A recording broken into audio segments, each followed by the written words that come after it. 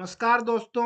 आज इस वीडियो में हम समझेंगे हेडक्वार्टर एलोकेशन क्या होता है और इसमें एम्प्लॉय को कैसे असाइन किया जाता है। हेडक्वार्टर एलोकेशन का मतलब क्या होता है, पहले मैं आपको ये बता देता हूँ। एम्प्लॉय को ऑफिशियली एक स्पेसिफिक हेडक्वार्टर से टैग किया जाता है जहां से वो अपना डेली काम ऑपरेट करेगा। इस प्रोसेस में हम ये डिफाइन करते हैं दोस्तों कि एम्प्लॉय किस हेडक्वार्टर में काम करेगा, वो एम्प्लॉय किस मैनेजर को रिपोर्ट करेगा, उसका अपर मैनेजर कौन होगा। जब एम्प्लॉय जब एम्प्लॉय को हेडक्वार्टर के साथ टैग किया जाता है तो उसकी अटेंडेंस, उसकी रिपोर्टिंग, उसकी एलोकेशन और उसकी परफॉर्मेंस ट्रैकिंग सब कुछ हेडक्वार्टर के बेस पे ही होता है। आप ये समझ लीजिए कि एसएफए के अंदर मेन है हेडक्वार्टर एलोकेशन। इसकी इम्पोर्टेंस इतनी है कि हेडक्वार्टर एलोकेशन से कंपनी को एक क्लियर रिपोर्टिंग स्ट्रक्चर मिलता है और एम्प्लॉय को भी पता होता है कि वो किस लोकेशन में और किस मैनेजर के अंडर काम करेगा। इस तरह के हेडक्वार्टर एलोकेशन से ऑर्गेनाइजेशन को एक वर्क फ्लो और स्मूथ ट्रांसपेरेंट एक विजन मिलता है। अब मैं आपको एक एंट्री भी करके दिखा देता हूँ हेडक्वार्टर एलोकेशन की, जिससे आपको सारी चीज़ें क्रिस्टल क्लियर हो जाएंगी। इसके लिए आपको ये ऑप्शन मिलेगा एसएफए के अंदर, एसएफए मास्टर में। आपको हेडक्वार्टर एलोकेशन पे क्लिक करना होगा, देन प्लस पे क्लिक करना होगा। अब आप समझिए, जैसे एक हेडक्वार्टर है मुंबई, एक नया एम्प्लॉय ज्वाइन हुआ है मुंबई में, तो अब कंपनी क्या कर रही है, उसको असाइन कर रही है उसका काम। तो हमने हेडक्वार्टर में सिलेक्ट किया मुंबई, देन यहाँ पे हम सिलेक्ट करेंगे बीडीएम। ये लोकेश कुमार मैंने आपको दिखाने के लिए पहले से ही एक एम्प्लॉय बना के रखा हुआ था दोस्तों। यहाँ पे लोकेश कुमार एक बीडीएम है जिसको मैंने टैग कर दिया है। अब ये लोकेश कुमार जो है, जो मुंबई में हमने जिसकी हेडक्वार्टर एलोकेशन करी है, वो किसको रिपोर्ट करेगा, तो यहाँ पे मुंबई का एएसएम ऑटोमेटिक आ जाएगा दोस्तों। यहाँ पे जो लोकेश है वो रिपोर्ट करेगा प्रशांत विनायक पाटिल को। इसको मैंने सिलेक्ट किया। अब देखें दोस्तों, हेडक्वार्टर एलोकेशन में जो पहले से मैनेजर टैग थे, मीन्स प्रशांत विनायक पाटिल के जो मैनेजर हैं, वो ऑलरेडी यहाँ पे आ गए हैं। लाइक एएसएम पीयूष अत्रे, डीएसएम कुमार पंडीर और एनएसएम जिमित गांधी, ये सब आ गए हैं। तो आप देखेंगे कि पूरी एलोकेशन अब आपके सामने है और एक क्लैरिटी है अब लोकेश के सामने। जो लोकेश है उसको मुंबई में कंपनी ने असाइन किया है, जो कि वो रिपोर्ट करेगा प्रशांत को।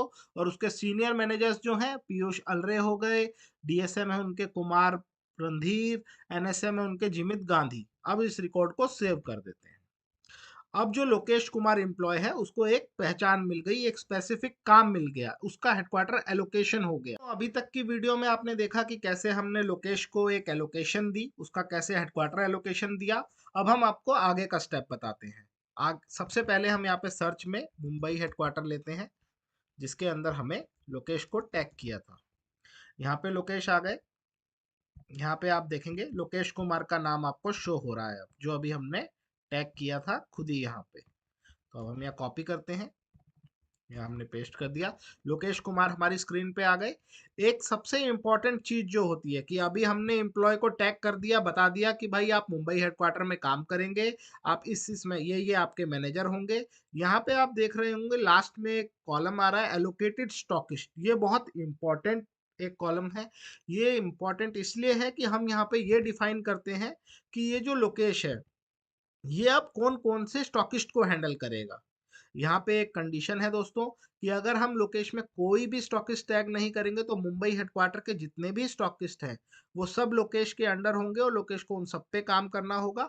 बट अगर मान लीजिए कि मुंबई में दो लोग हैं, एक लोकेश और एक अभिषेक, कुछ स्टॉकिस्ट को लोकेश केटर करता है और कुछ स्टॉकिस्ट को अभिषेक, तो हम यहाँ पे टैगिंग करेंगे। जैसे कि हमने बता दिया कि लोकेश सिर्फ एएन और आरोग्य फार्मा को ही देखेगा, तो हमने सेव कर दिया।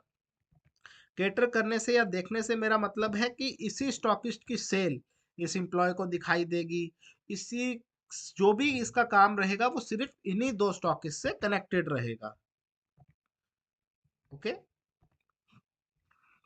उसके बाद दोस्तों मैं आपको कुछ और फिल्टर्स बता देता हूँ। अभी आपको ये पता लग गया कि स्टॉक हेडक्वार्टर एलोकेशन होता क्या है, उसके अंदर स्टॉकिस्ट एलोकेशन क्या होता है।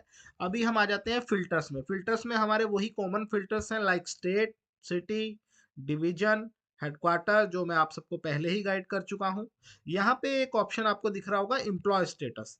इसके अंदर आप देख सकते हैं और ये फिल्टर्स हैं डिफरेंट डिफरेंट तरह के। प्रेजेंट है वो एम्प्लॉय, या रिजाइंड है, या स्टॉप है, या अभी वो टेम्परेरी है। टेम्परेरी एम्प्लॉय वो होते हैं जिनकी अभी एलोकेशन नहीं हुई है। अब डायरेक्ट मैं आपको समझाना चाहूंगा दोस्तों। डायरेक्ट यहाँ पे आप एक टैब देख रहे होंगे डायरेक्ट। डायरेक्ट एम्प्लॉय वो होते हैं जो हम मैनेजर का ही एक और एम्प्लॉय बनाते हैं, रेप्लिका बनाते हैं, ड्यू टू कि उस मैनेजर के अंडर अभी कोई एमआर नहीं है। वो जब आप आगे इसको प्रैक्टिस करेंगे तो आपको पता लगेगा डायरेक्ट क्या होता है। अभी ओवरव्यू के लिए आप इतना समझ लीजिए कि एक मैनेजर है एएसएम फर्स्ट लेवल का, उसको हमें वर्किंग करानी है। तो डॉक्टर, केमिस्ट और स्टॉकिस्ट हमेशा एमआर के होते हैं, इसलिए हम उसका एक डायरेक्ट एमआर बना के रखते हैं। ठीक है दोस्तों, तो यहाँ पे हम ले लेते हैं एम्प्लॉय स्टेटस। हमारा तो प्रेजेंट है लोकेश का, तो हम यहाँ पे ले लेते हैं। यहाँ पे हम लोकेश को टाइप करते हैं और यहाँ पे हमारी हेडक्वार्टर एलोकेशन सक्सेसफुली हो गई है। उम्मीद करता हूँ आपको वीडियो पसंद आई होगी। Thank you.